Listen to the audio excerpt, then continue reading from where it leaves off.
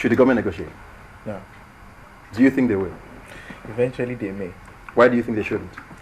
Well, for my understanding of what terrorism is, I think Boko Haram is more of a terrorist organization than basically some youths coming together in the Almajiri setting. And yes, that is part of it. But these people, as far as I'm concerned, they have a bigger agenda than just blowing up some churches. Over time, we've heard them say a certain section of Nigeria should become thoroughly a Muslim state, or that the north should be completely Muslim states. I've heard other things like they want the president to be converted to a Muslim. I don't know how true that is, but the fact is that these people are terrorists, and we should handle them like that. Basically, that's my opinion. Moving right along now, there's another very important sector that we can't ever ignore. It's characterized 2013 to an extent from the first week. I'm talking about petroleum. Now, we supposedly have a super minister there. And in spite of everything that has happened, she's still the minister. And some say she's doing well, some say the PIB might be passed this year. What do you think we should expect from that ministry this year? Do you think she's going to be fired? Well, do you think she can be fired? Well, I don't know what the president will decide to do on that, but for the sake of transparency, I think she has to be sanctioned in one way or the other, because there are so many issues of fraudulent practices that have gone on in NNPC so far. There is an account abroad that nobody is saying who opened. There is so much money that has been siphoned. And she's the head, basically. I think the head should bear the brunt for the punishment that is going to come towards that sector. That's what I believe. I was talking earlier, I lost count of how many committees and panels and sittings that were held last year over the subsidy and everything around the petroleum industry itself. But do you think anything is going to come out from any of those reports this year, and maybe action will be taken somehow? Well, I sincerely doubt that the government has the political will to want to enforce a lot of the recommendations that some of those reports put forward. And I mean, let's be frank. The economy is a bit fragile. There are a lot of forces, pulling progress from all sides.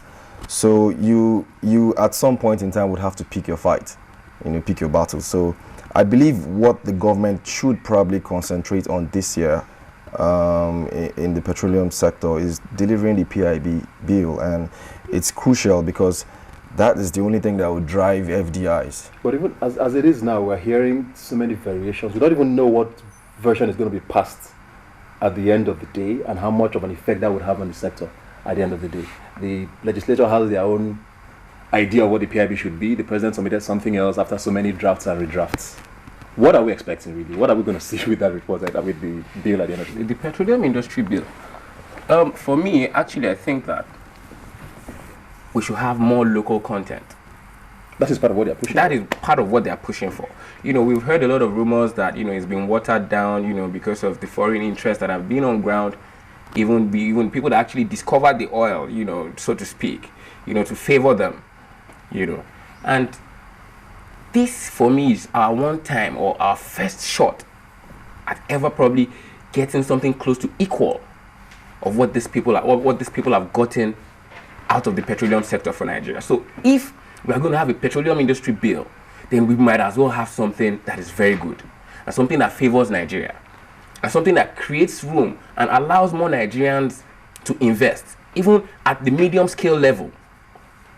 So that is justice for me. And then coming back to the Minister of Petroleum, I don't think that any serious government should give room for corruption or insinuations of corruption. When you have reports, at least 2-3 reports that have indicted a tenure or the period of leadership of somebody, as in with unbelievable figures, monumental corruption, and you still decide. Still allegedly, let's be. Allegedly, allegedly, that's the key word, allegedly. And you still decide not to take those reports serious, or the yearnings. Told us sometime last year that he likes to take his time. to do things. So maybe we should give him time. Maybe 2013 will be the year when he takes action. Isn't it? Yeah, there's no time. There's no time for on-the-job learning I for want a us to touch on president. to one very quickly. Yeah. Transportation brought a lot of sad news for us last year, from the air to the roads. Yeah. There was a crash after the other. Then towards the end of the year, governors started having accidents or something. I don't know. The roads just were completely dead. The flooding even affected a lot of things as well. I don't know. I was on Apapa-Oshodi Expressway today. Work started beautifully there last year. Then at some point in June, the contractors packed up and left. That's a federal road. Now, besides the Lagos-Ibadan Expressway, which got a lot of hits and had to be worked on at some point, what do you think we should expect in that sector this year? I mean, aviation seems to want to do a lot of things, but there's a lot of money being mentioned as well. We don't know what exactly with brand new planes and all of that. My God, this is one sector that has been bogged down by so many, misfortunes and mismanagement over the years. The government has said they're going to give 30. I mean, let's talk about the aviation sector first. They said they're going to give 30 planes, and from what I gathered, it's sort of like a lease. I mean, the airlines would go and lease the planes and then pay government lease rentals. I mean, on paper, it sounds like a good model, but you have to ask yourself, haven't they been doing that over the years? They've been leasing planes anyway. And yet they've not been able to sustain viability. So their problem really is not, giving out planes at very mouth-watering, offers, prices or lease payments. The aviation sector itself needs a structural change. The airlines need to. I think they should actually be listed. They need better corporate governance and a lot more transparency. Nobody knows what's in there. You just hear as one person that owns an airline. I mean, how is that possible? You just own an airline, you run it, you decide who's going to fly a plane and blah blah. So that has to be sorted out. Then on roads. Federal roads is. It's a very tough one. Maybe I should go to you. They say they have a zero pothole policy. On the federal or the local? Well, they're the federal government. Now, talking about the federal government. Do you believe that? Are you saying there will be no change in 2013? I'm not saying there won't be change. Rather, I'm trying to be optimistic. I think Mr. President and his team still have some time to do good stuff. But in the Nigeria where a former minister of works actually cried as Oren, and said that she was going to fix it, and still didn't fix it before she was removed. But the guy there now seems to know what he's doing. No, he seems to know what he's doing. Sort of. On the road, sort of. He seems to know what he's doing. But I would not even like to go into road transport. And I'm sad, that the governors had to feel what millions of Nigerians have been feeling, for it to become an issue. For it to become a national issue. But I would even like to address the rail sector. If you want to open up the economy, a lot of things can be moved faster in larger quantities via rail. Lagos-Kano has opened. We are happy that Lagos-Kano has opened, but when Lagos-Kano will take us about 24 hours or 20 it's something. A start. It's a start. You see, I have a challenge. If you're going to give people something, give them the best.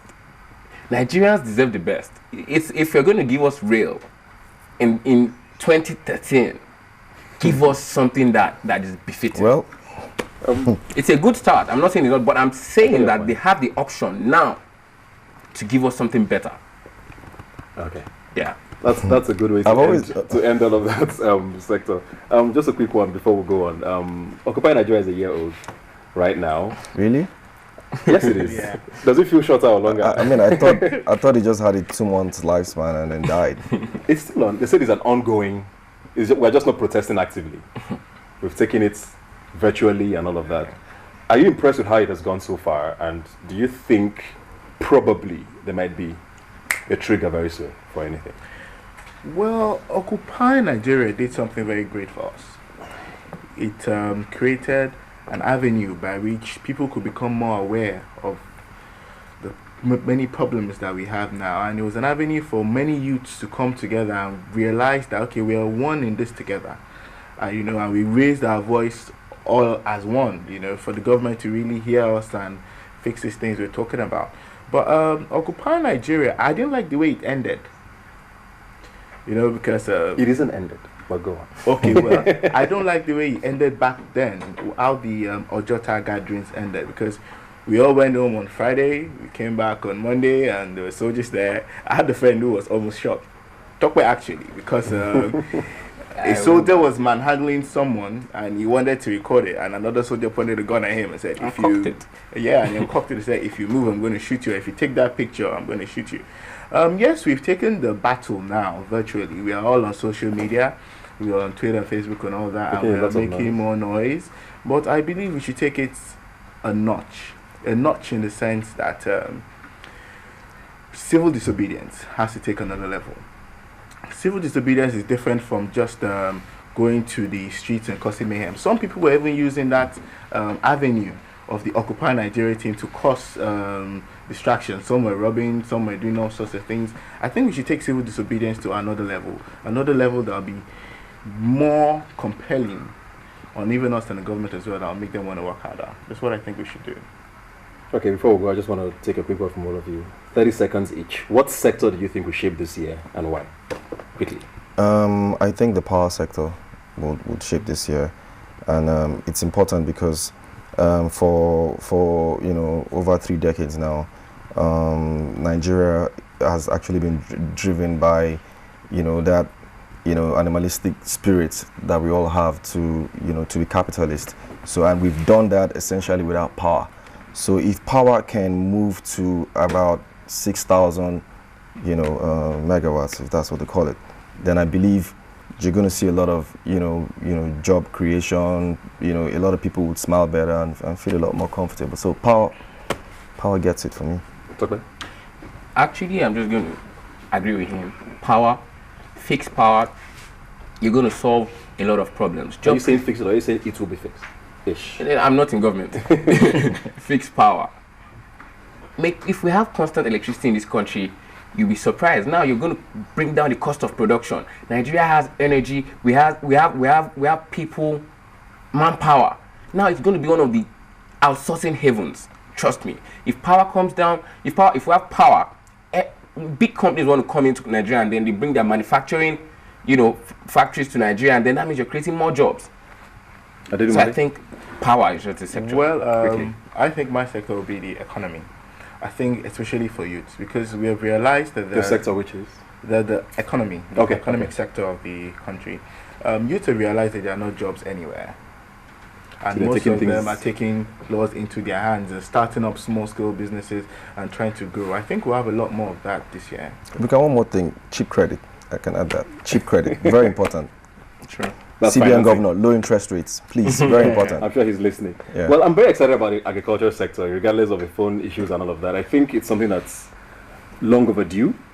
The sector needs a serious trigger. I don't know if the phones will be the trigger, but I think it's going to shape.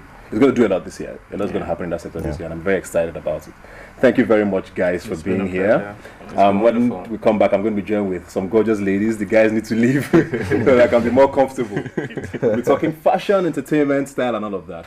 We'll be right back.